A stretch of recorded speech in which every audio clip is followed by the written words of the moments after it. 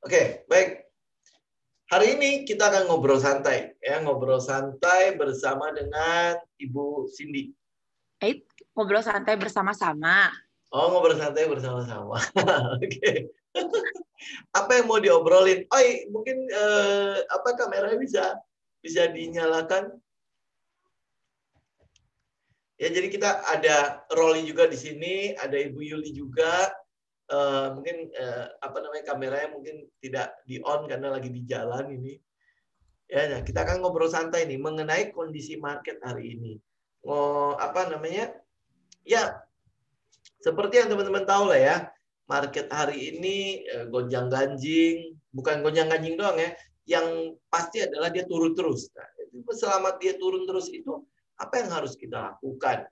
Terus mungkin kalau teman-teman ada pertanyaan, ada komentar, ya mungkin nanti bisa di kolom chat. Kita akan coba bahas ya seperti apa kondisi market. Mungkin suatu minggu ke depan dia akan turun sampai seberapa.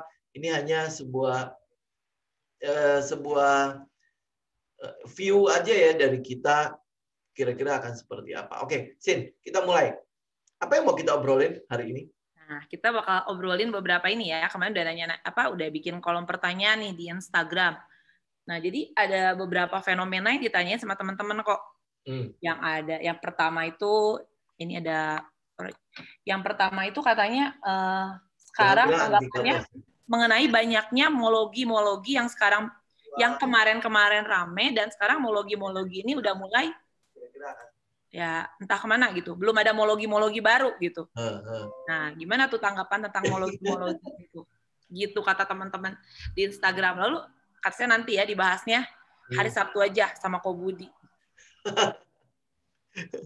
ini sih kalau saya pribadi ya, kalau saya kita kan menjadi seorang trader nih. Entah teman-teman mau menjadi seorang trader atau menjadi seorang investor, apapun lah gaya dan posisi teman-teman ya. Yang pasti yang teman-teman harus lakukan yang pertama adalah percaya sama diri sendiri. Itu dulu. Nah, bagaimana cara kita bisa meningkatkan kepercayaan pada diri sendiri? Yang pertama teman-teman harus tahu apa yang teman-teman lakukan. Kan yang jadi masalah seringkali adalah orang-orang itu nggak tahu apa yang dia lakukan, nggak tahu dia berada di mana, ya tahu-taunya adalah gue ikut-ikutan aja karena lagi viral nih ya si A nunjukin Porto 1000%, si B nunjukin Porto 2000%, wow, terus habis itu ada Breeze, ada Antam, ada ini, ada itu. Teman-teman bisa lihat sendiri lah ya bagaimana euforia yang di market itu membuat kita seakan-akan wah gua kalau nggak ikutan rugi nih gua, ketinggalan banget kan, benar ya. Terus habis itu tiba-tiba cemplung ke situ, cemplung ke sana, gua mau ngapain? Itu jadi kayak apa ya? Kayak orang nggak ngomong-ngomong. Kayak orang apa namanya? Kayak orang nggak bisa berenang ya, nggak bisa berenang, tapi di sungai itu ada emas. Ya, orang tiba-tiba ambil emas satu gepok, terus ini satu gepok, itu satu gepok lagi gitu ya. Nah ini kalau gue nggak ikutan, gue gawat nih. Ya, jadi apa yang dia lakukan karena gue nggak bisa berenang, dicemplung aja situ, cemplung ke situ. Nah habis itu ngapain? Kalau gue nggak bisa berenang, gue nggak punya gaya berenang apapun, ya kan? Teman-teman bisa lihat sendiri lah bagaimana ending dari orang ini. Kira-kira begitu nggak sih? Ya, iya sih. Memang karena belakangan ini tuh kan, jadi dari tadinya ya mungkin di Instagram itu berapa minggu ke belakang banyak orang banget yang showing cuan gitu ya. Sebulan sebelumnya juga mungkin udah banyak. Semakin banyak pasti yang ngelihat view story mereka itu yang nge-show itu kan pasti pada ngiler ya. Masa orang lain dapat kebagian untung, gua nggak kebagian untung gitu. Terus nanti udah cuan 10%, mau 20, dikasih 20 mau 50. Mau 50 pengen 100. Begitu 100 nggak diambil, taunya turun.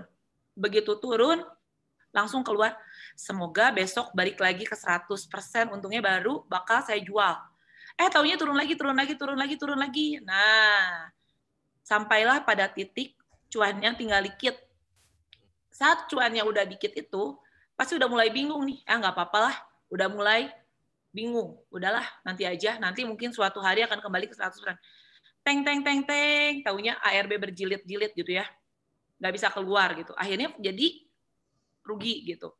Nah, udah gitu kan karena emang nggak punya plan, awalnya cuma ikut-ikutan, jadi bingung gitu ya. Kadang-kadang dari Instagram, dari grup Telegram banyak yang ngomong nyangkut nih di harga sekian, gimana dong solusinya?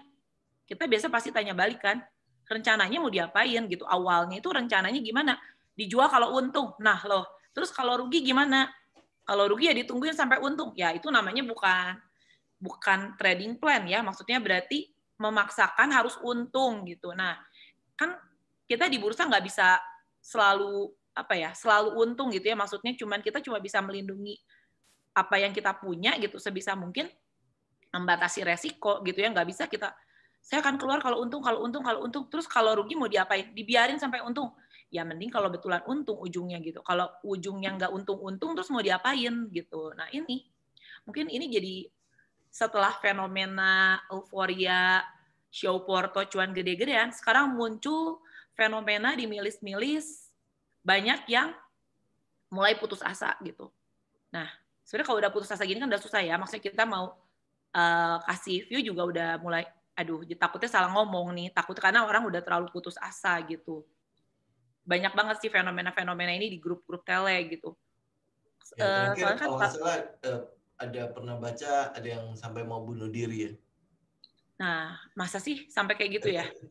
Aduh, bahaya juga ya kalau beneran sampai kayak gitu ya. Maksudnya gara-gara nggak punya plan sampai mau kayak gitu ya.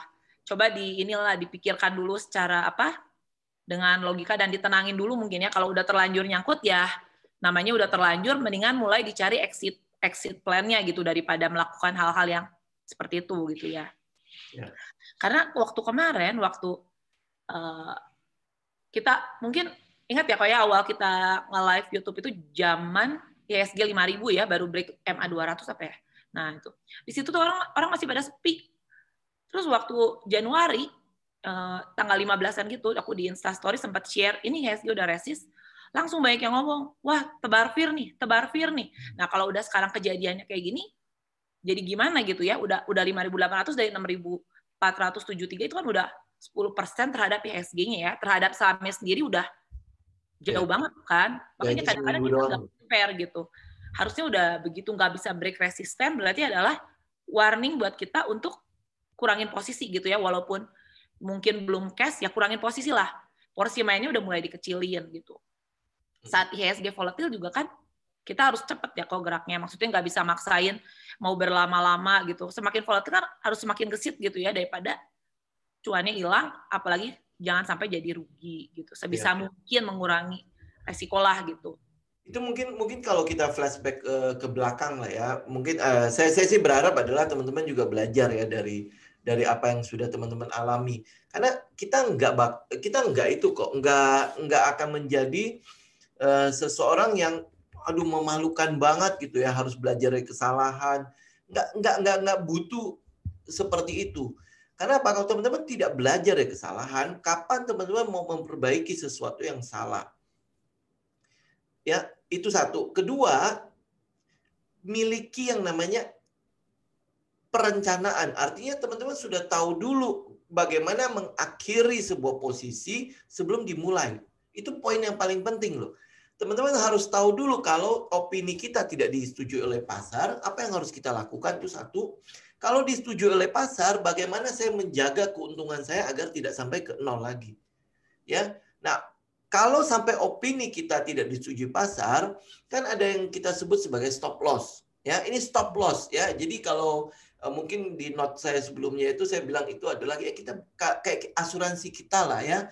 Kalau teman-teman tidak mau membayar biaya yang kecil, tidak mau membayar premi, maka pada saat kejadian teman-teman akan keluar biaya yang sangat-sangat besar.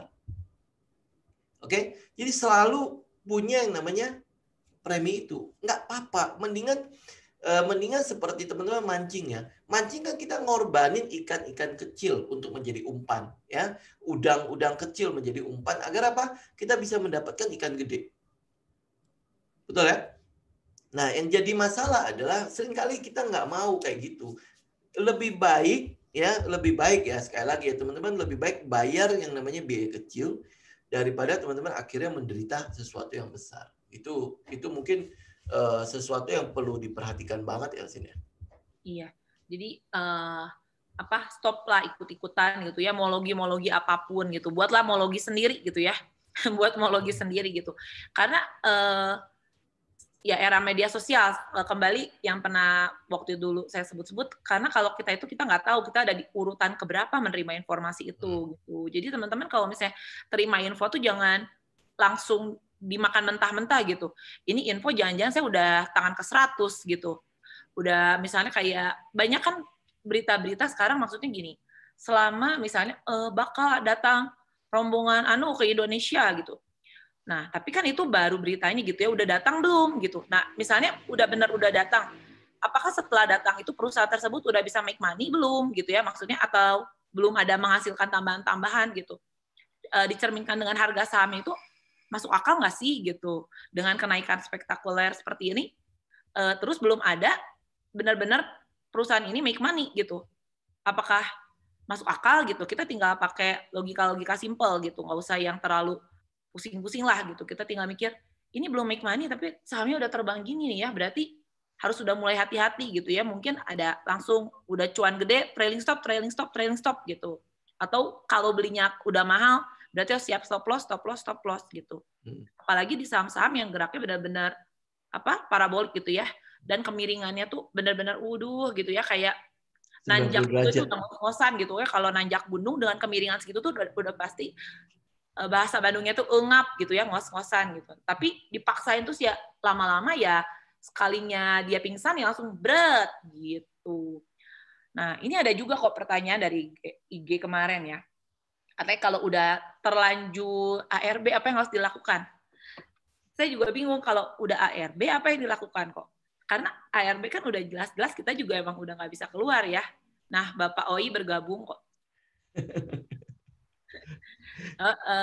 Kalau udah ARB terus udah begitu open udah di sebelah kanan, apa yang harus dilakukan?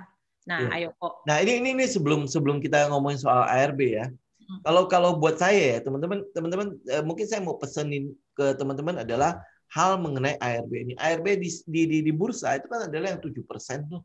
Ya, yang sekarang dibikin tuh. Jadi sebenarnya adalah tujuan bursa itu cukup bagus ya.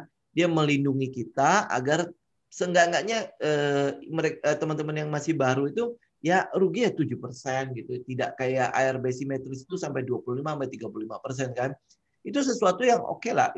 Usaha bursa untuk mempertahankan bursa tidak terlalu volatile itu satu. Kedua, usaha bursa juga untuk seenggak-enggaknya kasih teman-teman waktu untuk belajar, ya, oke. Tetapi di satu sisi, saya berharap sekali agar teman-teman tidak terjebak pada sebuah mindset yang salah. Karena apa? Dipikirnya adalah ARB 7%. Kan kalau ARA itu sampai 25-35%, benar ya? Begitu naik tinggi sekali, orang pikir, oh ARB kan 7%. Berarti ini low risk, ini sesuatu yang low risk di saham. Ini adalah sebuah mindset yang salah. Kalau sampai teman-teman kebawa ke situasi yang normal, yang ARB-nya 25-35%, itu sesuatu yang akan gawat sekali buat teman-teman. Oke, jadi mindset itu ditaruh di tempat yang benar dulu ya. Setiap kali teman-teman memasuki sebuah posisi, ingat selalu harus tahu di mana saya harus keluar. Itu dulu. Jadi teman-teman tahu dulu exit point-nya dulu. Jangan berpikir untungnya dulu. Ada sebuah bahasa kerennya itu adalah risk first, reward-nya second. Ya, risk first. Jadi resikonya dulu kita hitung dulu. Ini risk-nya itu lebih kecil daripada reward-nya atau sebenarnya risk-nya jauh lebih gede daripada reward-nya. Contoh misalnya risk lebih gede daripada reward-nya adalah teman-teman sering kali beli di pucuk. Ya, itu biasanya kalau di pucuk-pucuk itu kan adalah euforia udah maksimal tuh.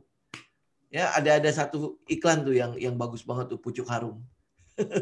Ya, mungkin kalau misalnya kita bisa puterin enak tuh ya, pucuk. Ya, daun paling enak itu kan ada di pucuk nih, yang di belakang Cindy itu kan adalah daun teh kan. Nah, itu adalah daun-daun pucuk yang paling enak. Teh loh, foto kebun teh. Ya. Teh Bandung. Bener teman-teman. Daun pucuk itu enak, tetapi teman-teman harus udah punya posisi itu dari bawah. Ya, pada saat di pucuk itu jualannya kita. Nah, yang jadi masalah adalah seringkali kita ngejarnya pada saat di pucuk. Ya, kan banyak itu yang masih ngomong kan, pada saat euforia udah maksimal tuh ya. Ini masih bisa naik, ini masih bisa lebih tinggi lagi. Ini bakalan menjadi perusahaan terbesar di Indonesia, bla bla bla bla bla. Logiknya udah nggak jalan. Pada saat teman-teman bermain emosi, logiknya udah nggak jalan. Ya, dan exit point-nya udah pasti teman-teman nggak akan lihat. Kenapa? Karena membayangkan bahwa ini nanti akan naik lagi sekian persen. Dia akan naik lagi lebih tinggi lagi. Karena di pucuk lebih enak katanya. Ya, jadi orang-orang berbondong-bondong masuk ke saham-saham farmasi karena berpikir bahwa pandemi ini masih lama. Terus habis itu kebutuhan untuk jarum suntik banyak banget. Nah, akhirnya catnya itu jadi jarum suntik semua. Coba bayangin ya, di ujung itu ya jarum suntik semua. Nah, balik lagi ke kalau ARB terus gimana? Kalau teman-teman ini ada komen pucuk. Apa komen pucuk? Pucuk ya, akhirnya nyangkut. Nah, jadi balik lagi ke yang ARB ya. ARB, teman-teman udah tahu dong stop loss-nya di mana. Kalau stop loss-nya kena ARB, apa yang teman-teman lakukan? Berarti trading plan teman-teman sudah nggak berlaku lagi. Yang teman-teman perlu lakukan adalah pada saat dia mantul keluar. Berarti teman-teman cut loss. Keluar, tetap harus keluar. Jangan ya. ARB nih, gue harus keluar nih. ARB lagi, gue harus keluar nih. Begitu dikasih mantul, berpikirnya kebalik. Wih, dia mantul nih. Udahlah, mendingan gue tahan dulu sampai dia deket 0 baru gue buang. Tahu-taunya dia mantul, habis itu ARB lagi. Itu lebih menderita nggak sih teman-teman? Ya, karena sejak ARB pertama, teman-teman udah tahu bahwa gue udah harus exit. Ya udah tunggu ARB kedua, nggak bisa exit juga karena 7% nih. Ini yang jadi masalah di yang 7% ini. Ya, terus ARB lagi 7%, berarti kan total teman-teman udah loss 21% nih. Ya kan? Nah, begitu dia mantul, apa yang teman-teman harus lakukan? Tetap cut loss. Karena disiplin komitmen pada trading plan itu sebenarnya yang sangat-sangat akan menyelamatkan teman-teman. Ya, saya mungkin sering ngomong tuh ya, kenapa kita institusi kita namakan Minds ya, MINDS, Minds ya. Tujuannya itu adalah kita lebih fokus pada psikologi dan kepada money management. Money management itu adalah asuransi teman-teman. Kita mau membayar premi yang biaya-biaya kecil atau nanti akhirnya mendapatkan kerugian yang jauh lebih besar. Itu keputusan di tangan teman-teman sih. Gitu. Kurang lebih sih. Ya kalau udah ARB ya mau diapain ya? Maksudnya kalau udah di sebelah kanan dia satu-satunya dicobain gitu ya, pasang di sebelah kanan, siapa tahu laku gitu ya. Siapa tahu, karena kan kita nggak bisa bilang bakal laku atau enggak ya, siapa tahu laku gitu. Kalau udah terjadi ya pasang aja tiap hari sih. Kalau udah ARB gitu mau diapain ya kok? Ya. Gitu. Ada tanggapan dari Bapak Oyi nih, tanggapannya Pak? Iya, sebenarnya banyak trader terlena ya dengan kenaikan yang sangat-sangat luar biasa pada bulan November dan Desember gitu kan ya. Itu waktu November Desember kita beli apa aja tuh hijau gitu. Beli merem aja tiba-tiba dapat untung gitu, dan akhirnya semua merasakan cuan dan merasakan enaknya, dan akhirnya jadi terlena gitu. Ketika market turun berbalik arah, saya kan berpikir, gua simpan aja nih nanti juga akan naik lagi. Nah, itu yang sebenarnya salah gitu. Dan itu tadi dengan ketentuan ARB 7% itu sebenarnya bagus untuk market, tapi sebenarnya untuk kita trader itu si malakama loh. Ya. Karena dengan 7%, kalau dulu kita ARB simetris 25 dan 35, begitu turun 25 kita bisa buang. Kalau sekarang, kalau istilahnya ada orang take profit, itu cuma 7%. Hari ini ARB, besok ARB, besoknya lagi ARB. Ya. Nah, itu wasting time banget buat kita. Yang dimana seharusnya kita bisa buang dan kita alihkan ke yang lain, tapi ternyata malah nyangkut di situ dan nggak jelas kapan keluarnya gitu. Ya benar. Ya betul. Sebenarnya ya betul. Jadi ini ya, jadi ARB ini jadi ada baiknya ada buruknya juga ya. Emang lah nggak mungkin lah satu keputusan ada baik buruknya ya. Saya sendiri juga waktu pas Maret saya ngelihat waktu dikasih ARB 7% itu sebenarnya kalau untuk orang yang udah punya trading plan, mereka lebih prefer yang 25%. Karena bisa buang, intinya bisa buang dulu aja gitu. Maksudnya cut loss ya udah cut loss gitu, sadis. Tapi kalau sekarang 7%, sikat. Tiba-tiba udah 21%, baru ada sedikit goyang-goyang, lalu sikat lagi. Malah nggak bisa keluar sebenarnya ya. Cuman, jadi untuk orang yang punya trading plan, malah jadi merasa kasarnya dirugikan gitu ya dengan keputusan ini. Tapi ya orang-orang yang baru juga dikasih 7% diem, bingung. ARB mau saya apain gitu ya. Jadi kebingungan yang terjadi di pasar belakangan ini nih. Terus ada lagi nih pertanyaan. Sebentar, buka lagi Instagram. Buka. Aduh. Ini teman-teman yang di YouTube kalau misalnya ini ya ada pertanyaan juga tinggal ketik aja ya teman-teman ya. Wah ini banyak yang nanya ini nih. Tentang fenomena saham bank yang naiknya udah berapa ribu persen katanya, kapan akan naik lagi? Wah ini mulai jadi pertanyaan seperti dukun ya, kapan akan naik lagi? Ko Budi aja lah yang mungkin Ko Budi bisa meramalkan kapan mungkin akan kembali lagi ke harga kemarin. Ya, kalau ini ya, ini saya mau kasih tahu ya teman-teman. Kalau sampai saya bisa meramalkan dia akan bergerak kemana, dia akan berhenti di mana, saya harus keluar di mana, saya mungkin tidak akan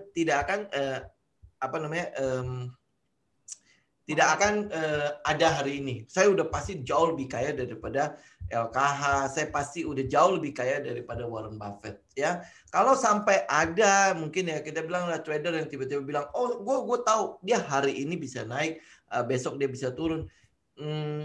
Ya mungkin tepat gitu kalau misalnya kita lihat teknikalnya segala macam. Tapi kalau dia benar-benar cuma berkata, oh ya hari ini jam segini apa segala macam, oh itu lebih parah lagi ya.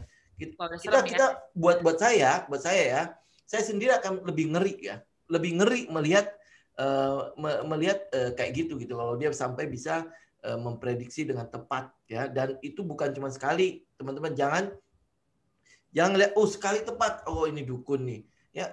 Cek aja sampai, apalagi kalau market lagi jelek-jelek ini, coba cek dia masih bisa tepat nggak gitu ya. Jadi kalau buat saya jauh lebih baik adalah teman-teman mulailah dengan di mana teman-teman mengerti. Di mana teman-teman mulai mengerti ya. Nah, pelajari itu dan kuasai itu dan master itu. Ya kalau buat saya jauh lebih baik ya. Saya boleh sarankan adalah belajar tentang money management. Banyak sekali yang trader-trader yang tidak terlalu atau menyepelekan hal ini. Money management, padahal itu adalah sesuatu yang akan menyelamatkan kita. Ya contoh misalnya kayak hari inilah, lagi bursa lagi gila-gilaan jelek banget gitu ya, atau teman-teman gatal terus tangannya harus klik-klak. Yang bisa menyelamatkan teman-teman dari kejatuhan bursa ini apa? Ya stop loss, money management teman-teman. Berapa sih yang harus saya tes gitu ya, capital exposure saya, apakah modal saya harus cemplungin semua, karena saya ngeliat ini kelihatannya akan mantul. Iya nggak sih? Ya sebenarnya kalau misalnya kayak gitu kan memang akan mantul ya. Mungkin kita juga pasti kan ngelihat dari konfirmasi ya. Kalau kita sebagai trader kita konfirmasi dari chart gitu ya. Nggak sembarangan juga mantul sekarang langsung gitu sikat gitu. Kita kan mungkin kemungkinan mantul di sini mungkin kita baru tes gitu ya. Tapi itu juga nggak semua ya. Kembali ke money management ya kok ya. Nggak langsung sikat all in, hajar semua gitu ya. Gadaikan, pinjol. Nah ini tuh jadi sebenarnya yang namanya saham ini kan adalah investasi yang termasuk beresiko ya. Maksudnya jadi kita minjem misalnya pinjol segala gitu. Nah udah gitu kan itu tetap harus dibayar ya walaupun harga saham kita turun terus mau bayarnya pakai apa gitu. Jadi udah melenceng gitu. Money manajemennya udah bisa dibilang nggak ada ya. Bahkan mungkin nggak tahu money management itu apa gitu. Padahal paling penting kan, maksudnya kayak kemarin yang kemarin beli di pucuk-pucuk itu ya harusnya kalau mereka belinya dikit nggak akan keseret sampai sejauh ini gitu. Rata-rata yang beli dengan aneh-aneh, pinjol apa, ada yang bilang katanya jual rumah mertua ya katanya. Aduh, nah ini agak kacau juga ya rumah mertua dijual. Saya juga nggak tahu, nggak ngerti. Mungkin diharapkan nanti mertuanya jadi punya 2 rumahnya, ternyata malah sekarang jadi hutang rumahnya gitu. Ini dengar-dengar di grup sih ya, nggak tahu beneran apa bercanda nih. Dan udah gitu karena nggak punya manajemen, semua aja dikerahkan yang ada gitu. Karena nggak dengar kanan kiri semua main saham gitu, semua main saham semua, bukan bisnis saham. Jadi sekarang semuanya udah main saham. Ya kalau yang namanya bisnis kan pasti ada perencanaan ya. Berbeda dengan bermain-main gitu ya. Kalau kita cuma main-main ya mungkin asal pencet aja lah, siapa tahu untung gitu, atau nanti siapa tahu besok bisa jadi untung gitu. Tapi kan kalau bisnis kan ya yang tadi Ko Budi bilang ya, money management adalah nomor 1 ya. Kalau misalnya kita tahu ini mungkin supportnya, kita tes dulu misalnya berapa persen gitu. Oh naik bertahap, ya kita tambah lagi gitu. Kalau ternyata jadi balik ke bawah kan kita nggak keseret semua gitu. Kebanyakan orang tuh terlalu optimis dengan pemikirannya tanpa mempertimbangkan pandangan orang lain gitu. Jadi sebenarnya kalau misalnya ada yang ngomong dengerin orang lain, jangan sih. Pandangan orang lain kalau menurut saya itu penting buat kita jadi lebih mawas diri ya. Misalnya nih semua orang lagi euforia, ada orang yang ngomong ini udah resist loh. Harusnya kita mulai jadi wah jangan-jangan resist, mulai mencari-cari maksudnya. Coba kita juga ngegambar gitu. Iya ya, malah dia pengingat gitu. Jangan sampai oh ini ada yang ngasih tau resist ya, wah tukang tebar fir. Ternyata tukang tebar firnya malah benar gitu kan, malah jadi bingung gitu ya. Nah kalau itu kan oh ini ada titik support nih, kita bisa tes gitu. Oh ini udah mulai naik lagi support naik supportnya udah tembus resist, bisa tambah lagi gitu. Nggak dapat harga di paling bawah pun nggak apa-apa, tapi seenggaknya equity kita kalau sampai ternyata turun tidak ikut terseret gitu ya, money management ya kok ya. Kalau Oi gimana Oi? Menurut Bapak Oi bagaimana nih?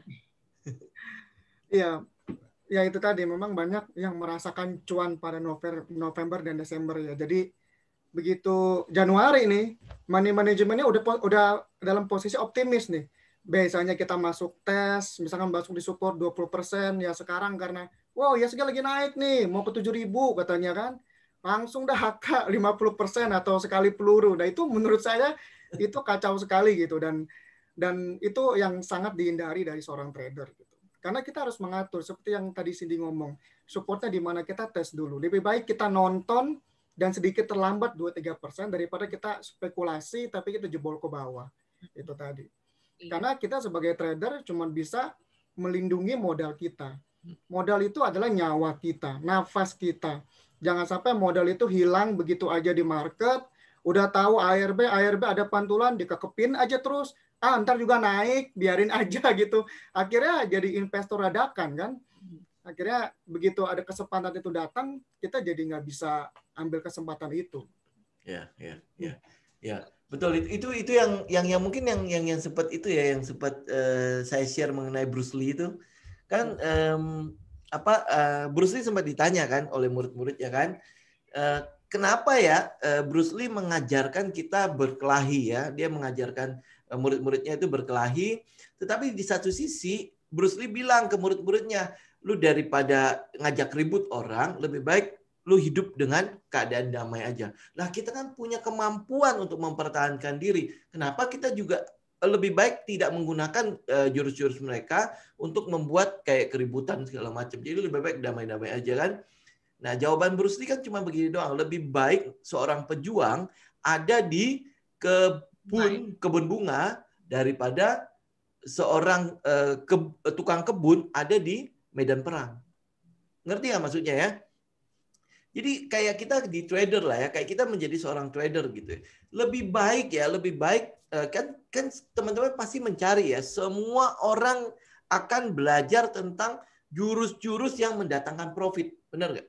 Jurus-jurus yang mendatangkan profit. Tetapi banyak sekali yang tidak mau belajar tentang yang namanya money management atau memanage resiko. Bagaimana kita membuka posisi ada di risk yang kecil dengan reward yang besar. Itu bagaimana caranya?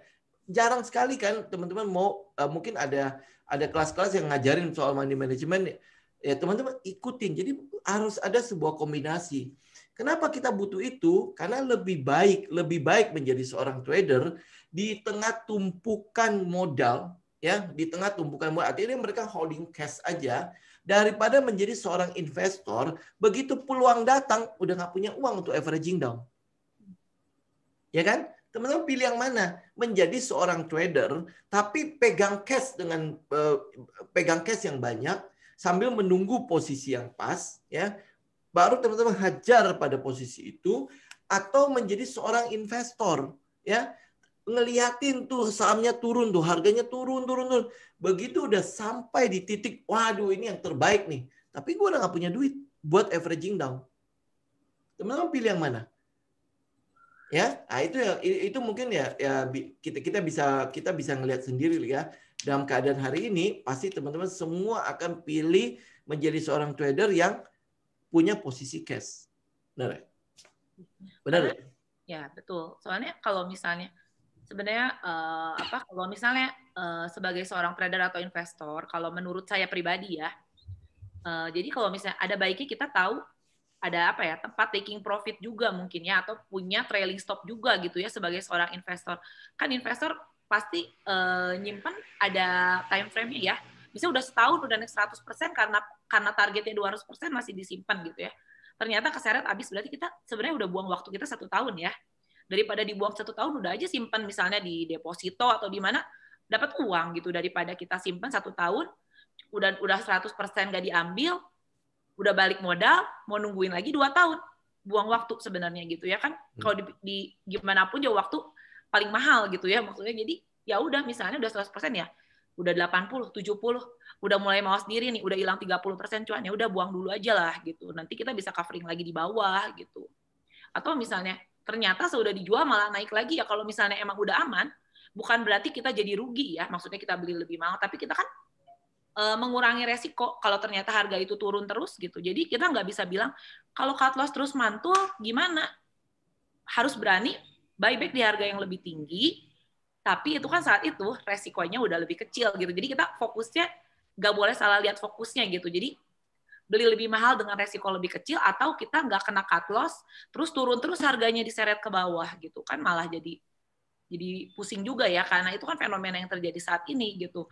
Kayak kemarin saham farmasi nunggu berita katanya ada suntikan vaksin kedua, katanya berharap akan naik kembali saham farmasinya.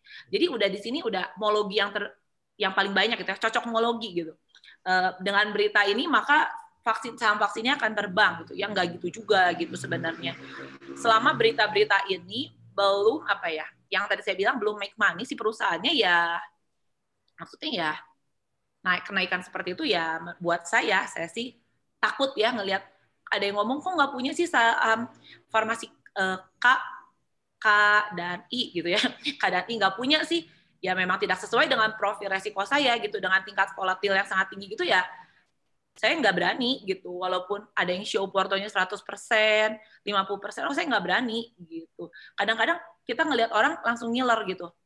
Padahal kita misalnya kalau dia misalnya emang pemberani gitu ya, mungkin tabungannya ada banyak banget dan cuma masuk dikit ke saham, sedangkan kita semua uangnya dimasukin ke saham, ya udah sangkut di pucuk dan bingung gitu. Sedangkan si orang ini, ya tabungan gua masih banyak, bodo amat gitu. Jadi kita ngelihat orang juga harus ngelihat dulu ini dengan kemampuan investasinya sama apa beda gitu, dengan kemampuan tahanan modalnya sama atau beda gitu, main ikut-ikutin gitu. Yeah. Jadi panjang nih. Yeah. Nah ini kita jawab beberapa pertanyaan dulu ya. Jadi nanti daripada udah kepanjangan, saya mau nanya nih dari Bu Devi. Biasanya stop loss lebih efektif itu nunggu market closing atau pasang auto. Jadi ketika running trade langsung tereksekusi. Soalnya kadang sering banyak false sinyal. Nah itu kira-kira gimana sih? Saya ini. Ya.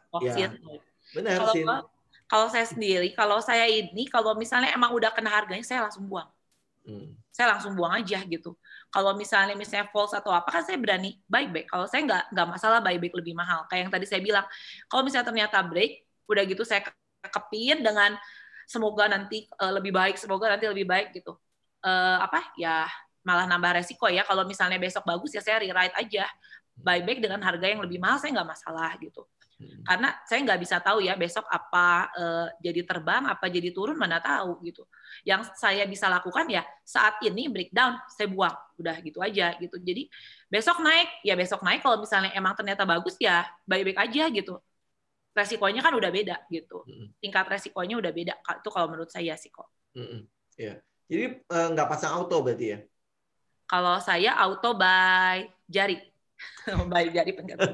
Begitu ngelihat, langsung buang gitu. Oke, nah kita tanya Oi. Oi gimana Oi?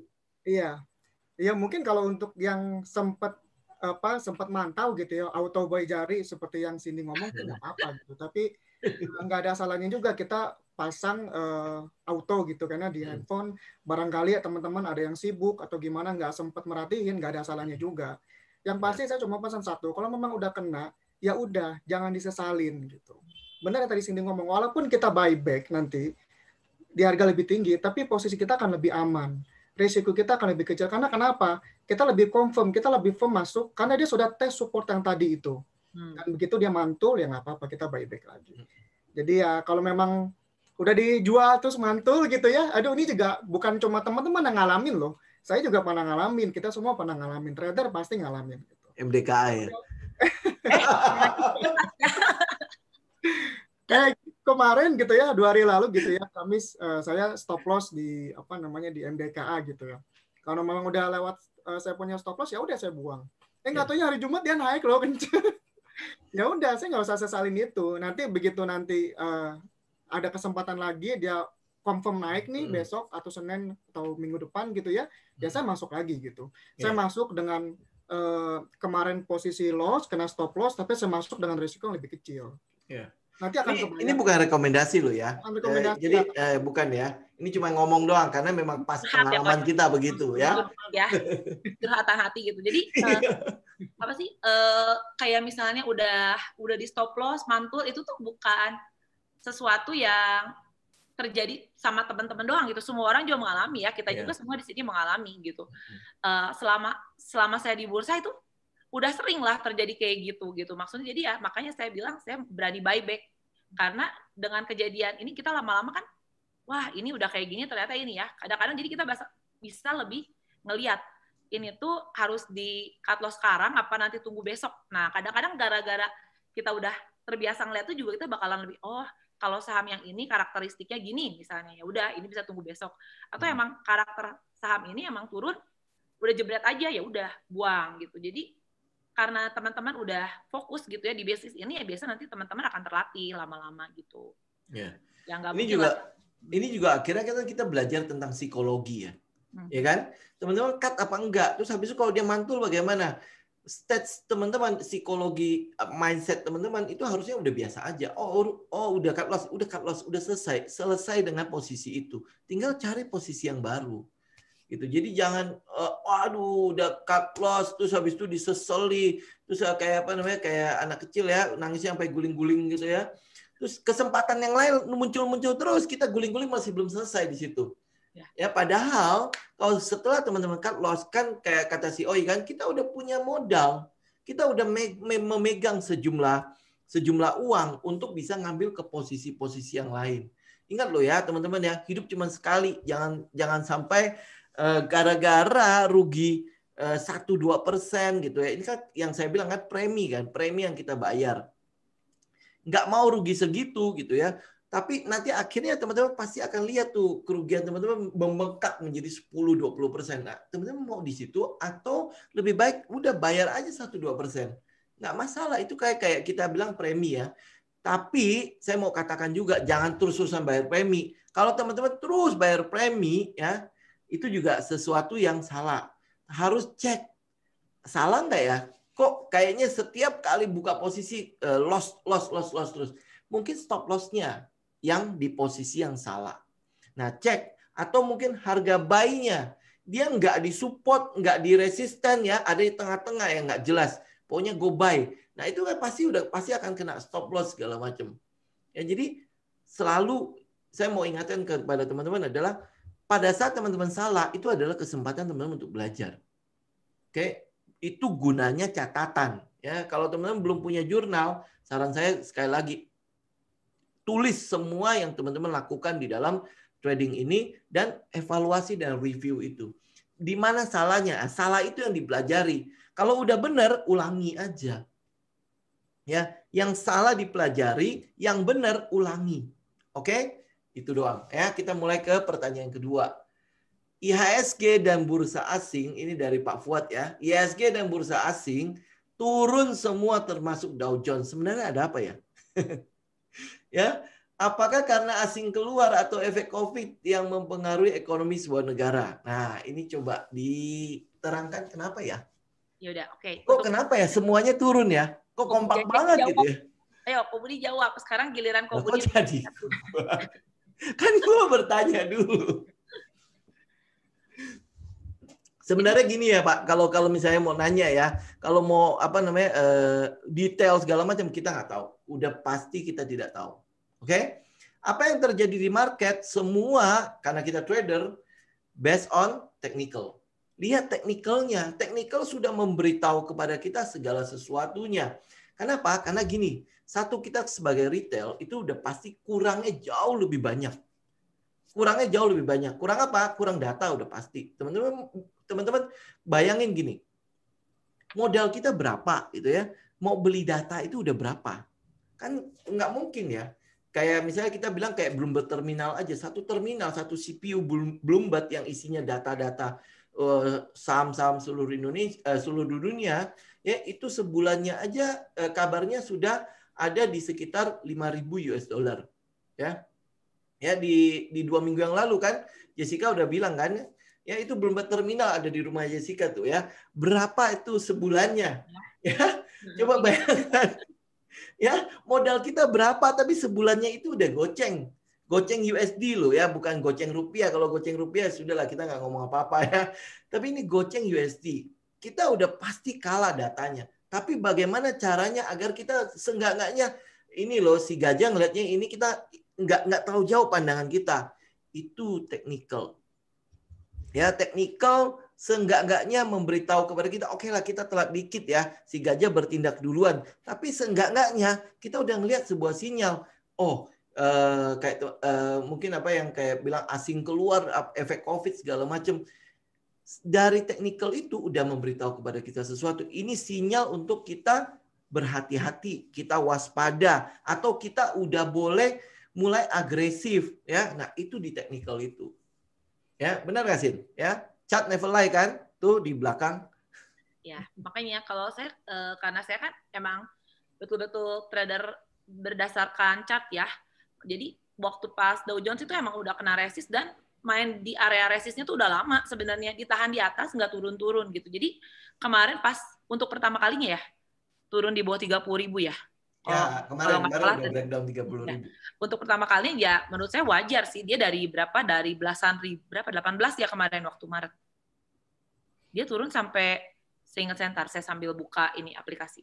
Dia jadi kenaikannya juga udah emang sampai all time high kan ya Dow Jones. Di tengah corona ini gitu. Apakah nanti laporan keuangan perusahaan-perusahaan yang listing di sana itu akan sesuai ekspektasi dengan harga Dow Jones, dengan indeks Dow Jones yang 30.000 sekian itu, apakah udah sesuai gitu? Nah, kita lihat nih, kemarin Dow Jones, oh iya benar, 29.982, ya wajar sih, karena emang udah all time high ya, pasti ada pullback juga. Ya all time high itu kan jadi resist juga ya kemarin. Karena gerak di resistnya itu di 30 ribuan lebih, itu kan cukup lama ya dia bertengger di sana, ya akhirnya ya turun juga gitu. Nah, kalau udah sebenarnya kalau lebih berhati-hati itu kalau udah kena resist kita udah siap-siap gitu ya. Jangan udah turun baru kita cari tahu gitu. Ini ada apa sih? Ini ada apa sih gitu. Udah terlambat gitu, udah terlambat. Nah, udah terlambat 1 hari masih berpikir terus, besoknya berpikir keburu dalam gitu portfolio kita. Jadi pokoknya kalau misalnya kita sebagai, misalnya saya trader gitu ya. Ini saya sebagai trader udah resist dan udah nggak kuat breakout, ya udah buang. Apalagi kalau tambah break support kayak kemarin kan, break support ya udah buang gitu. Support pertama break, kalau udah break terus ya udah, berarti tekanan jualnya masih tinggi kan, bisa kelihatan di chart monthly-nya Januari yang biasanya itu. Boleh share chart nggak? Kalian lah share chart gitu kan, jadi minimal dapat gambaran, nggak ngomong doang kan, benar nggak teman-teman? Ngomong doang. Ngomong. Ini ya, mana sih? Bentar. Ini. Nah, ini kita cuma enak begini. Ini kan kemarin ya Januari ya, di mana orang-orang semua ekspektasinya Januari efek ya. Ini chart monthly ya? Ini monthly. Ini monthly biar jelas. Monthly indeks harga saham gabungan ya? Iya ya. Okay. Ini HSG, JKSN nih di Yahoo. Namanya ini? Nah, ini yang tadi Kuku dibilang jarum suntik ya, jarum suntiknya di monthly lagi. Sebenarnya dari sini kita bisa ngelihat apa sih? Ya berarti IHSG ini tekanan jualnya tinggi ya di Januari ini nih. Nah, ini kan ini terus ada support psikologis 6.000 ini pun dia breakdown lagi kan. Tapi secara garis besar apakah IHSG-nya udah downtrend? Ya belum gitu. Cuman teman-teman nggak usah misalnya, wah kenapa nih turun terus? Bukan turun terus, kemarin naik terus juga nggak ada yang bertanya-tanya kenapa naik terus gitu, kenapa bagian turun langsung semua bertanya-tanya ini kenapa turun terus. Ini baru turun monthly pertama gitu, setelah naik 1, 2, 3, 4, 5, ini turun sekali ya, 6, 7, 8 lah, 8 kali tuh, 8 kali candle hijau gitu. Dengan 8 kali candle hijau ini dari 4.000 sampai 6.500, ini udah berapa persen gitu, 60% gitu. Ini turun, kenapa turun? Ya wajar gitu, karena ini emang udah naiknya udah jauh gitu. Dan sekarang harga tuh udah semua tinggi ya, harga saham tuh udah pada tinggi gitu. Ya wajar aja gitu, dalam sebuah tren ada pullback gitu. Jadi jangan ngomong turun terus, karena kemarin juga naik terus gitu. Nah ini salah satu fenomena juga kalau misalnya naik semuanya biasa-biasa aja gitu, ya udahlah naik. Tapi begitu turun semua, kenapa nih turun? Wah parah kejam, nah nggak bisa gitu juga gitu. Pasti naiknya tinggi, pasti ada turunnya ya lumayan juga gitu. Saya nggak bilang dalam, tapi lumayan gitu ya. Oke. Oi mau tambahin Oi? Iya. Kalau saya sih nggak fokus kenapa dia turun, kenapa Dow Jones turun. Saya fokusnya sama seperti Cindy bilang tadi. Fokusnya adalah di technical. Karena kita sebagai retail, pengetahuan kita pasti sangat-sangat terbatas untuk itu. Kita pun paling cari berita, paling di berita di situs-situs mana gitu. Tapi kalau kita buy chart, kita udah ngeliat. Sebenarnya kemarin IHSG tembus 6.000 dengan mudahnya menurut saya, ini udah warning buat kita. Udah warning sekali. Kemarin 6.000 itu kan support kuat dan psikologis kan. Dengan mudahnya ditembus dan turun lagi ke 5.800 kemarin. Kemarin ternyata kan sempat nutup gap kan ya, kalau nggak salah di 5825 gitu loh kemarin IHSG. Udah tuh sempat naik kan, kayaknya banyak yang berasumsi bakalan rebound nih kan pada saat jam trading kemarin hari Jumat gitu. Nggak taunya kita lihat pas closing itu dibanting lagi ke bawah. Biasanya sampai 1,9 gitu. Nah, di sini yang paling kita utamakan adalah kita antisipasi. Jangan kita FOMO gitu. Jangan-jangan wah dia mau rebound nih, ambil dulu di sekarang. Nggak taunya itu masih spekulasi banget gitu. Dan itu balik lagi, sayangnya modal kita, sayangnya modal kalian. Gitu. Karena kalau makin tergerus, modalnya itu bahaya sekali buat trader. Kita napasnya makin ngap-ngapan, sama ya seperti dari sini ngomong. Saya nyangkut, misalkan si A nyangkut di saham B misalkan gitu ya. Dia minus 30% ya, dia nggak masalah gitu. Dia mau nyangkut setahun, 2 tahun nggak masalah. Tapi kan kita belum tentu. Kita nyangkut sebulannya udah kayak galau apa segala macem gitu kan. Aduh udah sampai di grup-grup ada mau bunuh diri lah, inilah segala macem. Nah itu yang tahu keadaan masing-masing sendiri adalah keadaan kita sendiri gitu. Kita yang tahu keadaan kita yang tahu manajemen kita tahu sedingin apa uang kita atau sepanas apa uang kita. Gitu. Yang perlu kita lakukan adalah antisipasi. Gitu. Kita nggak perlu tahu apa yang terjadi dengan Dow Jones sampai ada yang trader yang terkenal gitu ya dari luar negeri bilangnya kehancuran saham akan tiba gitu kan ya. Saya juga saya yain aja gitu. Cuman dia tetap baliknya ke chartnya itu gitu. Kalau memang udah turun ya udah kita kosongin posisi aja. Nanti begitu reborn, yang saya percaya adalah ketika turunnya cepat, dia juga akan rebound dengan cepat gitu. Kemungkinan seperti itu. Ya semuanya kan begitu ya. Turun juga. Kemarin juga naik cepat nih. Kemarin kan waktu Maret kemarin kan kita turunnya dahsyat kan sampai breakdown ke 4.000 gitu kan ya.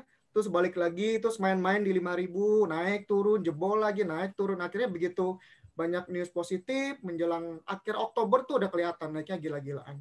Rally dari 5.200 terus sampai ke klimaksnya Januari kemarin itu di 6.500 mentok di situ. Dan itu kita udah lihat di 6.500 itu nggak kuat IHSG naik. Nah itu kita udah warning sebenarnya.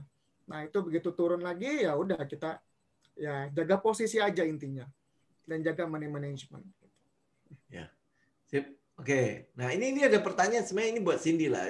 Pasti nggak cocok banget pertanyaannya buat saya. Cara fast trade saat market koreksi dan cara screening saham yang bagus untuk fast trade? Nah, kalau misalnya ini orang mau fast trade tuh berani fast loss nggak? Kalau kan yang namanya fast trade, kalau kita mainnya cepat berarti eksekusi harus cepat kan? Begitu loss dikit tuh harus cepat-cepat dibuang gitu. Nah, kadang-kadang orang saya mau trading cepat nih, trading cepat.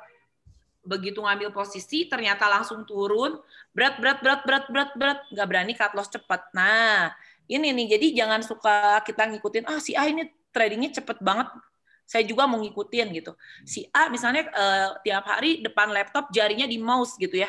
Sedangkan saya misalnya, saya kan sambil ngurus anak nih, jarinya nggak di laptop, tapi mau trading super cepat gitu ya, nggak bisa juga gitu, sesuaikan juga. Terus kalau misalnya kita mau trading cepat, coba kita review dulu lah, apakah win rate kita udah tinggi banget gitu. Maksudnya jadi analisa kita udah banyak benernya daripada salahnya, baru kita pindah ke trading cepat gitu. Karena semakin cepat berarti loss-nya semakin cepat juga gitu. Jangan sampai nanti dari misalnya scalper nanti berubah jadi swing ngedadak. Lama-lama jadi positionnya angkut tapi kan jadi bahaya, atau nanti lama-lama jadi investor dadakan gitu. Nah, jangan sampai kayak gitu. Kalau Anda mau trading cepat ya berarti harus gesit lah. Misalnya beli di support, begitu ada yang bikin support, begitu supportnya breakdown udah langsung cut lagi gitu. Jangan nanti nungguin inilah, nanti besok aja lusa, ya udah. Berarti udah bukan trading cepat lagi sih itu namanya kok. Ya.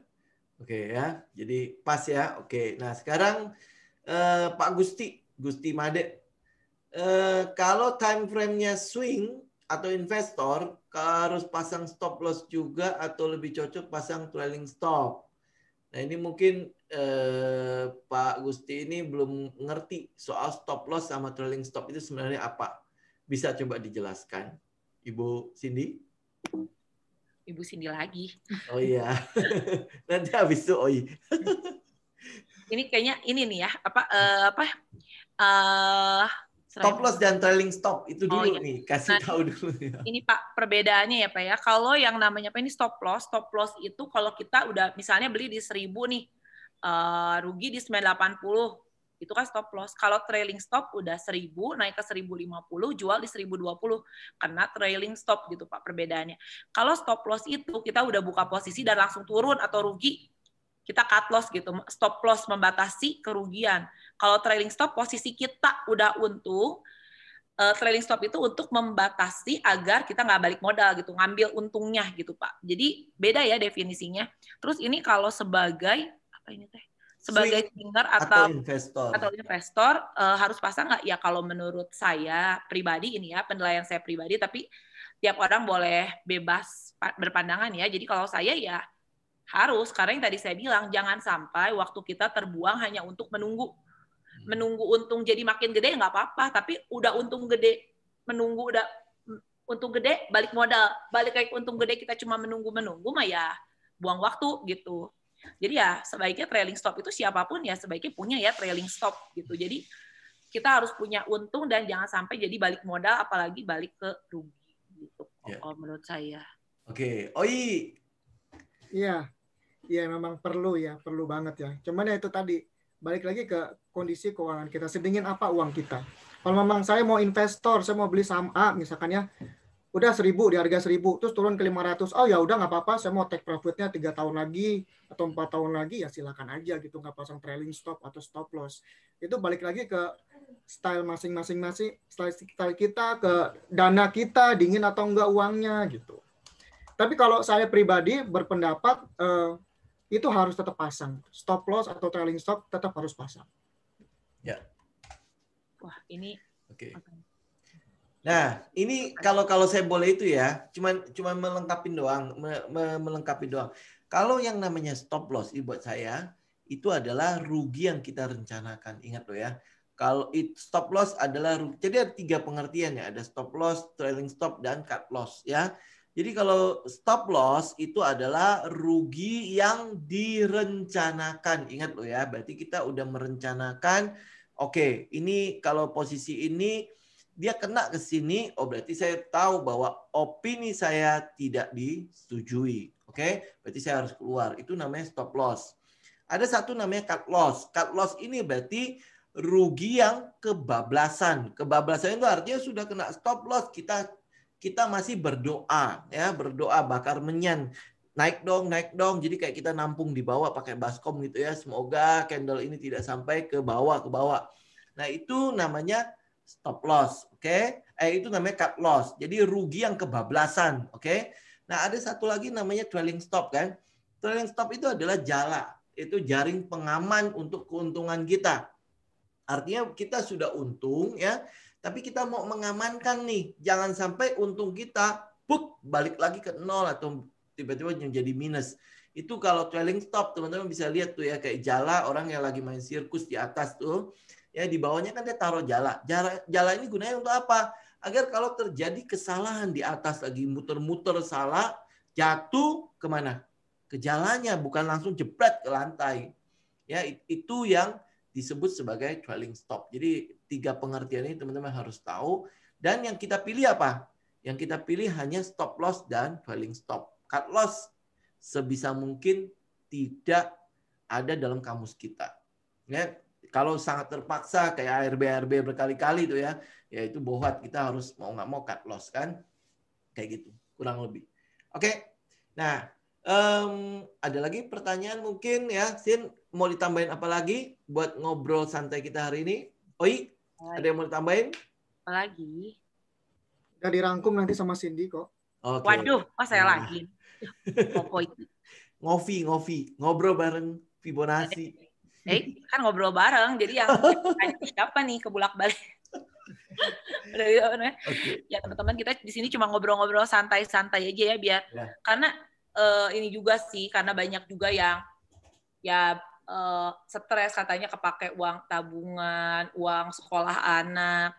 Ya itu ya semoga itu yang mau bunuh diri nggak betulan ya. Terus ada apa?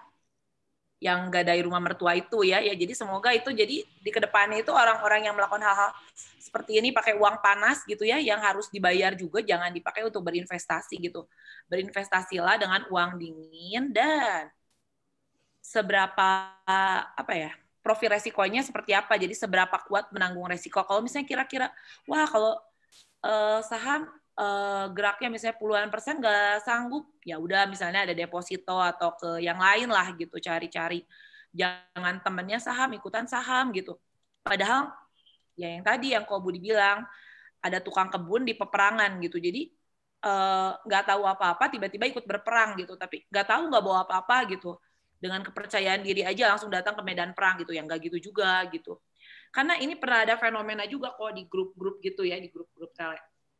Dibilangin, ditanya gitu, dia bilang nyangkut, terus ditanya gimana rencananya, udah gitu kenapa bisa terjadi gitu ya, udah gitu dia ngomong ya awalnya karena tadinya itu cina kasih bilang apakah belajar dulu gitu sebelum beli, ya enggak cina, karena beli apapun pasti untung kok. Nah mindset kayak gitu kan harus gitu, katanya nggak perlu belajar karena beli apapun pasti untung. Nah di bursa saham itu nggak ada ini ya, tidak ada ampunan gitu bagi orang-orang yang kasarnya maksa gitu, maksa jadi untung gitu ya, nggak bisa gitu juga gitu, kecuali kita bikin bursa sendiri gitu, jadi untung terus gitu ya, nggak bisa gitu. Jadi belajar dulu baru action gitu, jangan action dulu udah gitu nanti begitu terjadi bingung gitu, nanya ke sana nanya ke sini, mending yang ditanyanya bener gitu. Kadang-kadang yang ditanyanya juga kan sekarang tuh banyak yang mendadak gimana ya, mendadak jadi influencer gitu ya. Jadi influencer di bidang saham, terus kalau misalnya kita lihat betul nggak nih gitu, dia memberikan saran ini itu, bener nggak gitu dia sendiri trading dan invest seperti itu gitu. Jangan sampai salah nanya orang juga gitu. Jadi yang tahu keputusan terbaik ya diri sendiri gitu, kayak yang tadi Pak Oi bilang ya. Jadi sesuaikan sama diri sendiri, jangan lihat kanan lihat kiri dengerin ABC tanpa dipikir lagi gitu. Mendengarkan sih boleh ya buat jadi tambahan masukan lah gitu. Jangan pernah ada orang yang beda pendapat sama kita langsung kita serang gitu, ngapain gitu. Sebenarnya ini fenomena yang lucu juga gitu ya, ada orang beda pandangan diserang gitu. Emang kita lagi ngapain sih gitu, lagi perang gitu. Sebenarnya kan kita share ini ya, share analisa biar siapa tahu analisa kita nanti suatu hari bisa membantu gitu. Jadi bisa saling ini, oh view-nya si A gini, view-nya si B gini gitu. Tapi kembali ke diri sendiri. Saya nggak cocok sama view-nya si A karena ini. saya cocok sama si ini ya. Kan nanti teman-teman juga bisa ngerasain gitu. Oh yang ini yang benar gitu. Oh yang ini yang suka cuma pom-pom doang gitu. Nah teman-teman nanti lama-lama bakal bisa ngebedain gitu. Jadi saat nyangkut udah bisa tahu gitu. Oh ini memang salah saya karena ikutan si Anu gitu kok. Malah lebih panjang. Mereka nggak menjaring nggak menjaring semua informasi yang masuk, tapi ditelan mentah-mentah ya. Ya. Gitu. Jadi mungkin kalau ada informasi banyak nggak apa-apa lah jadi masukan gitu ya. Ada orang beda view sama kita view ke atas, dia view ke bawah, atau kita view ke bawah, dia view ke atas. Kita harus lihat kan, maksudnya orang ini tuh kenapa ya mikir kayak gini? Oh iya, saya nggak kepikiran sampai ke sana, jadi nambah masukan kan, daripada wah ngarang nih orang nih, tebar-tebar fear nih, berbahaya apa?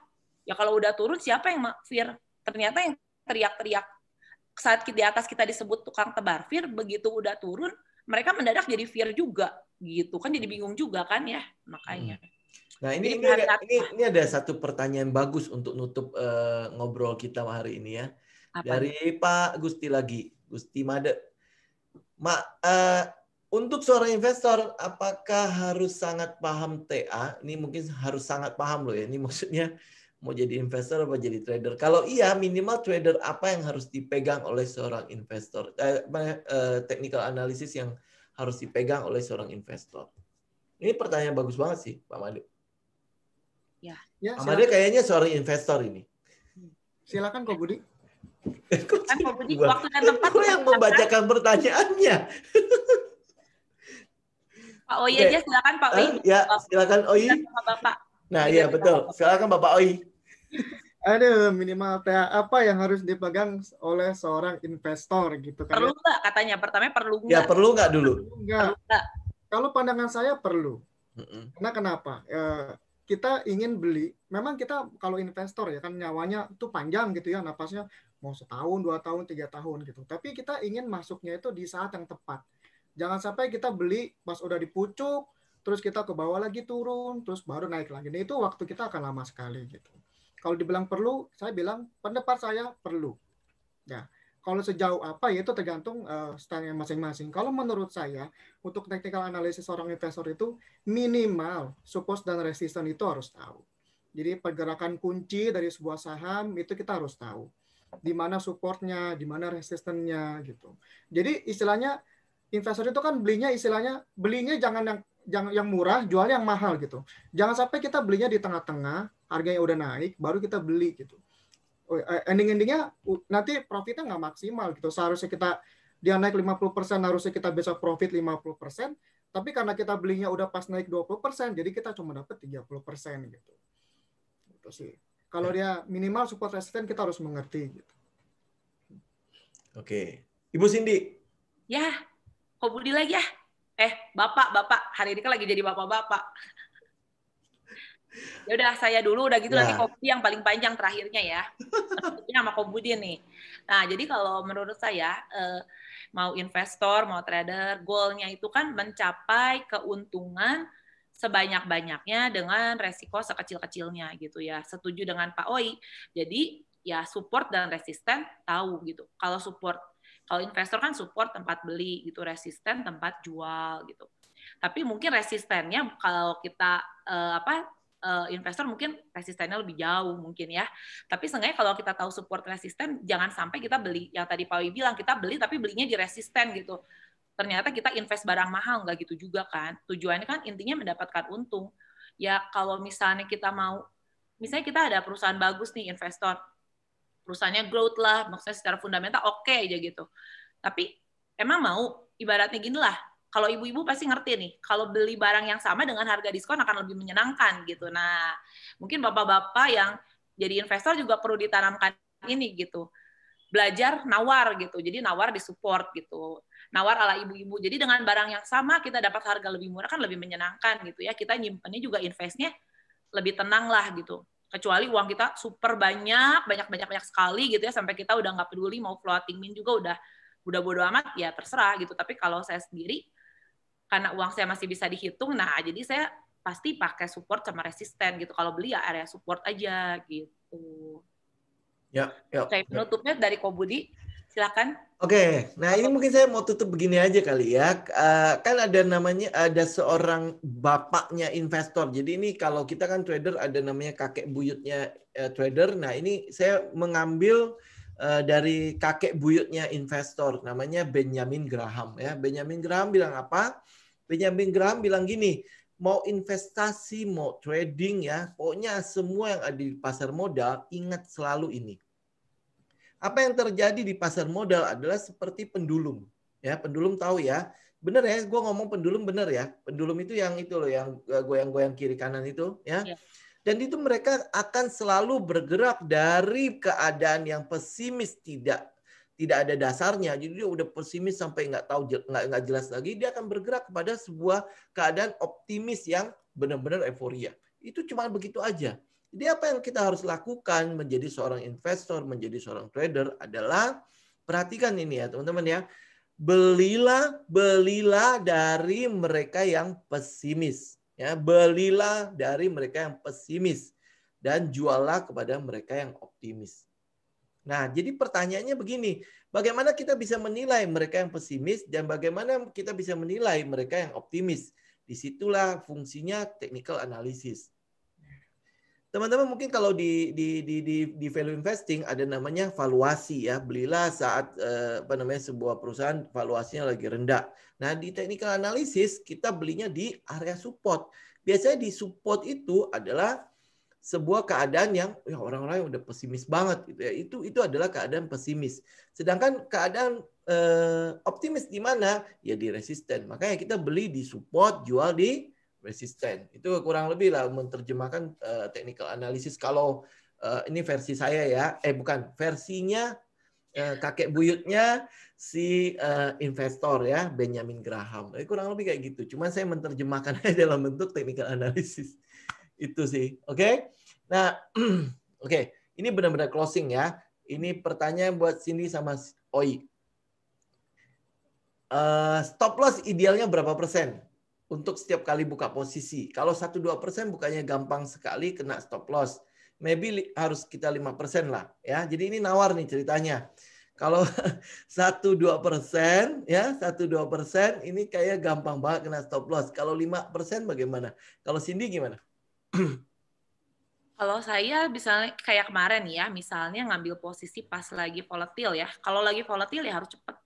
Kalau volatil tuh jangan terlalu karena sekarang kan sebenarnya IHSG dari 2020 ke 2021 ini udah beda banget ya sama tahun-tahun sebelumnya ya, di mana pergerakan itu benar-benar volatil ya. Maksudnya IHSG pagi bisa +1, tiba-tiba jadi -2, balik lagi jadi plus gitu. Ini udah sesuatu yang luar biasa sih. Maksudnya selama saya di bursa baru belakangan inilah mengalami IHSG yang begitu volatilnya gitu. Kalau misalnya kita lihat misalnya saham itu sangat volatil gitu, makin cepat.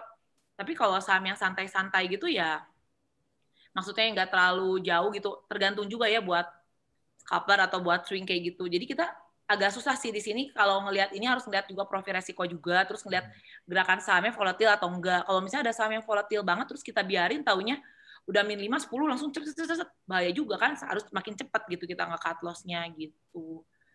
Tapi kembali juga ke sebenarnya yang namanya stop loss tuh kemampuan kita menahan resiko ya. Kalau misalnya kita 1% udah keringat dingin, berarti 1% udah harus buang gitu. Tapi saya sampai 5% maksudnya nggak keringat dingin, masih anteng-anteng aja. 7% keringat dingin ya udah buang gitu. Berarti batas kita buat nahan resiko kita cuma sampai situ gitu. Jadi pastinya saya, Ko Budi dan Pak Oi juga kita bakalan beda gitu. Di mana bakal pasang stop loss-nya gitu. Kembali ke ini profil risk masing-masing, dan yang tadi Ko Budi bilang ada di jurnal gitu. Misalnya saat saya pasang di cut loss misalnya cuma 2%, banyak kenanya nggak? Maksudnya apa? Misalnya udah kena mantul, kita jadi nge-review, wah ternyata stop loss saya harusnya 3% gitu. Atau harusnya stop loss-nya 5% gitu, karena setiap 2% ke cut loss, terus mantul deh sahamnya. Nah, itu juga jadi bahan review teman-teman gitu. Begitu Pak Budi. Oke. Enggak, ini yang nanya memang Budi kok. Jadi Budi bertanya. Oh, ya? Pak Budi bertanya pada Pak Budi ya? Waduh, ya. Oke. Oi gimana, Oi? Iya. Sama lah kok, itu udah dirangkum sama Cindy, diambil semua tadi. Waduh, ini emang nih para cowok itu sukanya langsung ya. Ya kalau saya sih Lebih ke karakter masing-masing saham gitu ya. Saham apa yang kita beli. Kalau kita belinya saham kayak misalkan, ya contohlah A, saya nggak mau nyebut ya karena nanti takutnya rekomendasi gitu. Kalau kita lihat dari chartnya, memang pergerakannya santai gitu kan ya, ya kita stop loss-nya memang harus lebih dekat gitu. Tapi kalau memang kita masukin saham yang mungkin kayak yang kemarin ARB-ARB-an itu kan sangat-sangat volatil gitu. Dan kita pasang stop loss-nya jangan deket-deket gitu. Kalau saya lebih ke gambar tersebut, gambar saham tersebut. Saham apa yang kita beli. Tapi yang Cindy ngomong juga benar, seberapa kuat kita nahan loss-nya itu.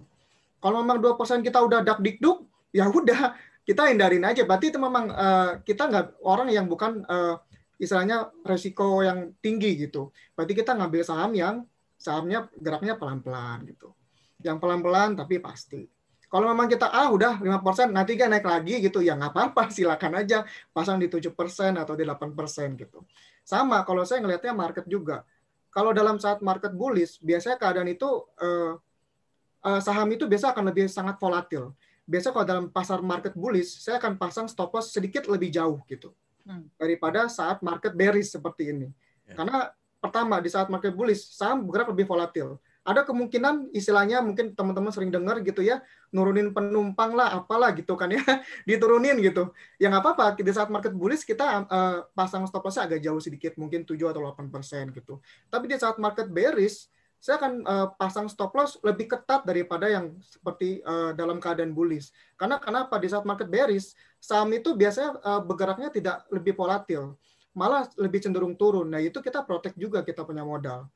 Biasanya saya pasang 7%, tapi karena bearish, saya pasang 4% atau 3%. Walaupun dia mantul lagi, habis turun mantul lagi, ya nggak apa-apa, silakan gitu. Saya cari lagi setup yang lain gitu. Nggak masalah buat saya. Yang penting saya cukup dengan saham itu, cukup dengan loss itu, nanti akan move on, saya akan cuan lagi dari saham yang lain. Istilahnya jangan sampai nyangkut lah, itu intinya. Itu kan fungsinya stop loss kan itu, untuk mengurangi atau membatasi resiko, jangan sampai kita merasa, ya udah nggak apa-apa 20-30%. Oh itu sayang banget gitu. Ya yang penting kita dalam trading itu kita jangan sampai merasakan big loss. Karena kalau kita merasakan big loss itu kita akan comeback itu susah sekali. Ya. Oke. Sip, thank you Oi, thank you Cindy. Nah, sekarang Sin boleh nggak gini?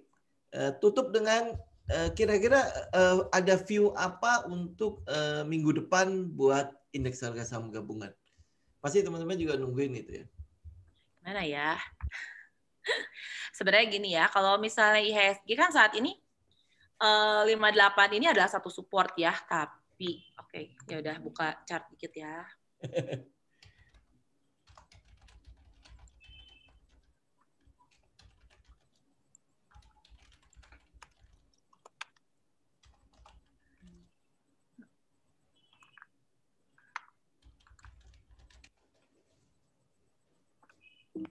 Oh. Ini share screen. Gini ya, sebenarnya secara apa namanya, nah ini sebenarnya IHSG kan banyak orang ngomong, wah ini crash gitu. Bedain crash dan ini sebenarnya untuk saat ini ya, untuk saat ini, saat kita ngomong ini IHSG masih uptrend gitu ya, saat ini nih. Besok-besok ya kita kan nggak tahu ya, kita tidak tahu hari esok. Nah, terus sebenarnya kalau misalnya kita sebagai trader, kita tinggal perhatiin aja lah support-supportnya IHSG ya. Kemarin kan IHSG udah berhasil nutup di pointer, saya kelihatan nggak sih kok? Kelihatan. Ya. Jadi udah nutup satu support yang ada gap area 58. Nah, teman-teman perhatiin aja, ini jadi salah satu titik untuk kita melakukan eksekusi kalau punya barang misalnya. Kalau punya barang, masih ada barang gitu ya. Di sini tuh ada gap lagi gitu di 5725. Ini cuma gap ya. Terus ada yang suka nanya, gap itu kan nggak pasti diisi. Oh ya betul gitu. Gap itu bisa jadi runaway gap kita, tapi kita lihat juga. Jadi kita lihat, nanti kita tinggal bereaksi aja. Kalau ini mantul, ada satu titik di 58 ya. Teman-teman tinggal perhatiin, ini ada support lagi 57. Gitu. Support selanjutnya itu area 56. Dan strong supportnya ada di daerah sini. Sekitar 54-an ya. Ini paling strong. Kenapa strong support? Karena diujinya banyak gitu. Semakin banyak titik itu diuji ya semakin kuat gitu. Tapi apakah pasti ke sana? Ya, tidak ada yang pasti gitu. Cuman kita bereaksi aja. Kalau misalnya nanti ternyata kuat di sini, apa yang harus kita lakukan gitu. Tapi dengan kita tahu support-supportnya IHSG, kita bisa melakukan aksi ya. Misalnya udah punya barang, supportnya break, tinggal kurangi posisi gitu. Kalau misalnya break terus, kurangi gitu. Tapi jangan sampai kita keseret terlalu jauh ya. Semakin dalam kita rugi, semakin susah untuk ngebalikin porto. Kalau kita ruginya kecil, ngebalikin porto ke cuan tuh tidak sesusah saat kita loss-nya udah dalam gitu. Jadi kalau misalnya nanti ini 58 masih breakdown gitu, ya di sini masih banyak support, ada support gap 57. Di sini daerah 56 ada support lagi, dan yang paling kuat di sini ada 54 gitu kok. Terus disesuaikan juga sama saham-sahamnya ya. Maksudnya kan nggak semua saat IHSG turun, saham turun gitu. Tapi ya kalau buat teman-teman yang buat kalau kayak saya kan saya lebih ambil resiko sekecil mungkin gitu. Jadi saya menunggu dulu ini mulai stabil gitu. Kalau ini kan dari kemarin panik ya. Ini kelihatan kan dari candle merah ini kita bisa ngelihat ini. Ini panik gitu. Secara psikologi itu orang-orang panik buang. Kalau dari monthly-nya kan ini udah kelihatan ya. Ini jadi benar-benar jarum suntik ya. Iya, jarum suntik dengan ini berarti kan tekanan jualnya tinggi gitu. Tekanan jualnya masih tinggi gitu. Udah itu close di bawah di bulan Januari gitu. Yang biasanya Januari itu ada Januari efek. Ini ternyata efek suntikan gitu ya. Efek jarum suntik gitu di atas gitu. Ini kalau masih tekanan ini ya kita nunggu sampai nanti market benar-benar udah nge-base lagi lah, jangan nunggu sampai kita nekat-nekat gitu. Kalau kita mau spek buy, tapi dibatasi resikonya gitu. Kalau saya sih dari kemarin-kemarin ini udah pas trade waktu hari Kamis gitu, udah diem sih. Dari pas IHSG di 6473 itu saya udah mulai kurangin posisi, dan saya udah sedikit udah manajemen saya jadi udah banyaknya di posisi cash gitu. Dari waktu di atas ini udah mulai cash. Udah walaupun fast trade dikit makanya gitu, benar-benar dikit cuma buat tes doang gitu. Jadi kalau misalnya lagi turun kayak gini, jangan langsung sikat gitu ya, all in gitu, apalagi pinjol, wah gawat gitu ya. Pinjol, wah nggak tahu ini bahaya banget. Yeah. Pokoknya perhatiin titik deh, ada 5725 di 56, dan terakhir yang paling kuat ini area 54 gitu, ada yang kuat. 54 ya, area 54 sini ya. 54 sampai 52 itu kenapa itu kuat ya, dulu jadi resisten kuat sebelum IHSG terbang gitu. Gitu kok. Tapi ini cuman pandangan ya teman-teman ya. Apa yang saya katakan monggo dicek and recheck lagi ya, disesuaikan juga sama saham-sahamnya. Kemarin juga kok waktu hari Jumat ada Big Bang yang ARB ya kalau nggak salah ingat. BMRI. Iya, benar ya. Jadi teman-teman dari itu juga warning ya, kenapa ada Big Bang bisa ARB. Apa mungkin nanti laporan keuangannya bakal kayak gimana? Udah keluar ya? Nanti laporan keuangan yang lain kan kita nggak tahu ya. Bakal bagus atau enggak dari efek kemarin ekonomi waktu pas corona ini 2020. Ya, oke. Oh, mau tambahin? Iya. Tadi kalau secara teknikal udah dibahas ya sama Cindy, memang kunci IHSG itu kalau menurut saya juga ada di daerah 5.400 gitu ya. Itu yang istilahnya support kuat gitu ya.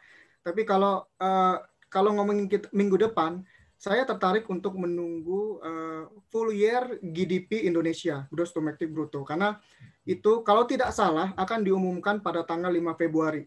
Jadi kan kalau teman-teman engah gitu ya pada tahun 2020, Q1 kita minus karena efeknya corona. Q2 apalagi, ya kan? Q3 itu udah mulai plus tuh. Nah, yang pada tanggal 5 Februari ini penentuan, GDP full year tuh minus atau plus gitu. Kalau teman-teman baca ada yang prediksi minus, ada yang prediksi plus gitu. Kalau menurut saya kita tunggu aja tanggal 5 Februari. Menurut saya kalau sekarang kan IHSG turun lagi minim news positif gitu ya, minim sentimen. Kalau memang ini benar full year kita bisa plus sesuai dengan ekspektasi gitu ya di 4 atau 5%, menurut saya ini akan jadi momen penting untuk IHSG bisa comeback. Karena ini akan menunjukkan selama corona itu kemarin tuh ekonomi Indonesia tuh bertumbuh nggak sih gitu. Nah ini kan seiring dengan perjalanan IHSG pada akhir tahun kan, IHSG naik Tapi terbukti nggak nih IHSG naik, GDP-nya naik apa enggak gitu. Ini akan jadi pembuktian pada tanggal 5 Februari. Saya tertarik untuk menunggu hal itu sebenarnya. Nah, teman-teman mungkin di sini juga jadi bisa menyimpulkan ya, tiap orang bisa punya pandangan berbeda. Nanti teman-teman juga coba mencari pandangannya seperti apa gitu ya. Jadi jangan langsung saat kita ngomong A, B, langsung dimakan mentah-mentah gitu ya. Jadi jangan sampai, kita kan nggak pernah promo ya, jadi misalnya beli saham anu gitu ya. Makanya jadi kita selalu nyampein ke teman-teman, ayo dipikirkan lagi apa yang kita sampaikan ini masuk akal atau enggak, dianalisa kembali gitu ya. Jangan sampai teman-teman tidak menjadi trader mandiri gitu. Harus jadi mandiri lah, karena banyak banget kan ya, angkatan corona itu banyak banget gitu. Semoga bisa pada cuan lah kalau jadi mandiri gitu. Jadi nggak ikut-ikutan lagi dan terkena pompomologi ataupun mologi-mologi yang lain lah. Mologi-mologi. Ya, kapan-kapan kalau misalnya itu bisa kita undang Yudamologi. Oh, iya. Nah, itu salah satu mologi ya, jujur ya, dia show portonya yang rugi juga di show gitu. Yeah. Nah, jadi jangan untung gitu.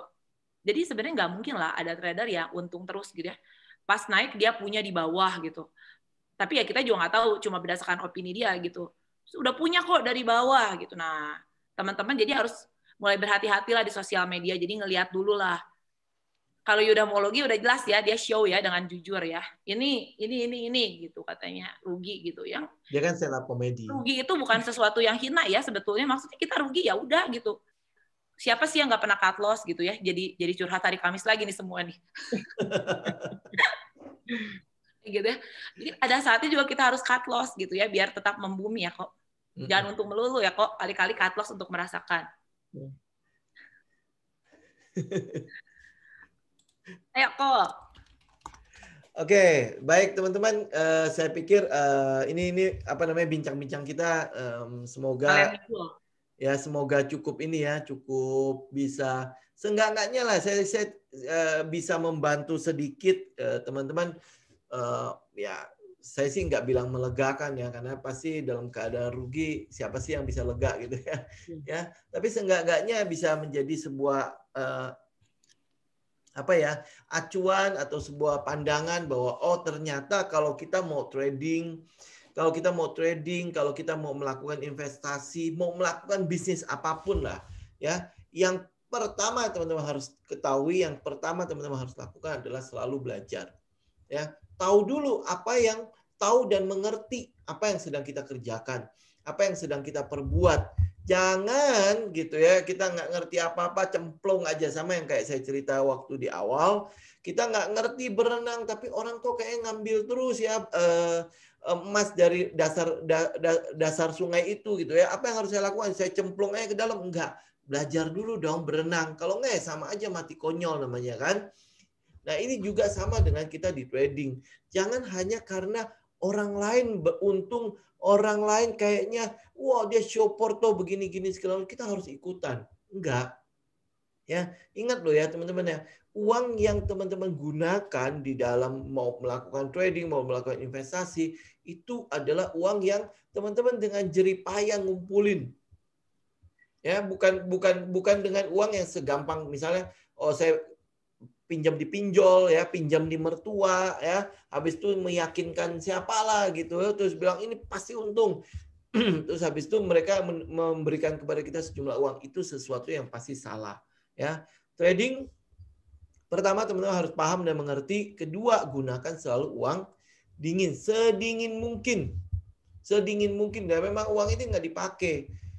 Uang ini bukanlah uang yang buat pendidikan anak, buat uang dapur teman-teman, hajar juga. Uang apa lagi ya? Pokoknya banyak sekali lah kita lihat di medsos gitu ya. Kalau sekarang itu semua orang sudah mulai komplain. Kenapa? Ini salah siapa coba? Salah kita memulainya bagaimana? Ya, jadi saya sangat berharap yang ketiga adalah teman-teman belajar. Belajar dari kesalahan yang ada. Ingat loh ya, kesalahan yang ada, kesalahan itu timbul bukan kita jadikan sesuatu yang memalukan, enggak. Teman-teman belajar dari kesalahan itu. Itu poin yang paling penting. Dari sejak awal saya ada di dunia ini, yang saya lihat itu adalah kesalahan. Karena dari kesalahan lah teman-teman bisa memperbaiki diri. teman-teman bisa menjadi lebih baik atau lebih sempurna enggak dari sebelumnya, yaitu dari kesalahan itu teman-teman perbaiki. Ya, yang sudah benar teman-teman ulangi.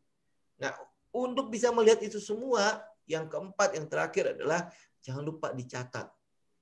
Karena kita manusia itu punya ingatan yang pendek. Ya, punya ingatan yang pendek. Yang kita ingat biasanya yang senang-senang, yang sakit-sakit itu seringkali kita ingat sih, tapi berusaha untuk dilupakan. Padahal itu adalah titik penting, poin paling penting ya, titik penting ya Cindy ya. Ya, nah itu kan titik penting ya kata-kata Cindy.